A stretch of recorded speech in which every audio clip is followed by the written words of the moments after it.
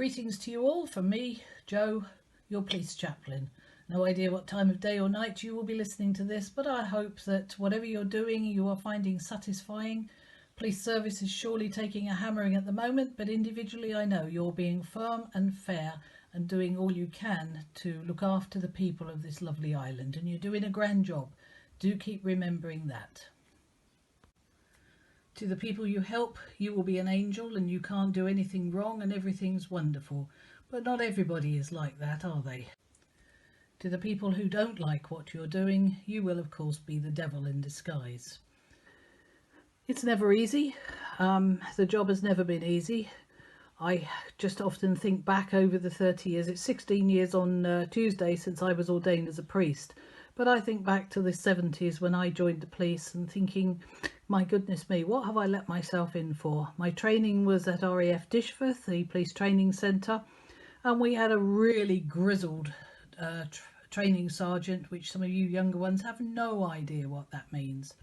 He came from North Yorkshire, I came from Essex and Southend on Sea Joint Constabulary, and I was a woman, and there was a cadet from North Yorkshire in the same class. I stood no chance at all, but what I learned from him has stood by me throughout my life. But we also had student instructors coming in, and they would teach lessons that they were assessed on themselves, as they had to be careful. And one thing that I remember one of the young student instructors saying was, treat everybody as you would want your grandmother to be treated, and in that way really you do no wrong to anybody. It's how people treat you which causes the grief with the interaction, isn't it? In every basket of apples, unfortunately, there is a bad one, and sometimes that bad one can taint all that are around it. But the bottom line is that a basket that has all good ones in it does a good job, and I'm sure that as a service, the Isle of Man Police do a wonderful job, and what is happening across the world will impact upon you. Of course it will, because the people, nearly said the wrong word there, the people that you are dealing with will be affected by the thoughts of other people because they can't think for themselves. So I do pray, because that's what I do as your chaplain and the vicar of Lonnon and Laxey.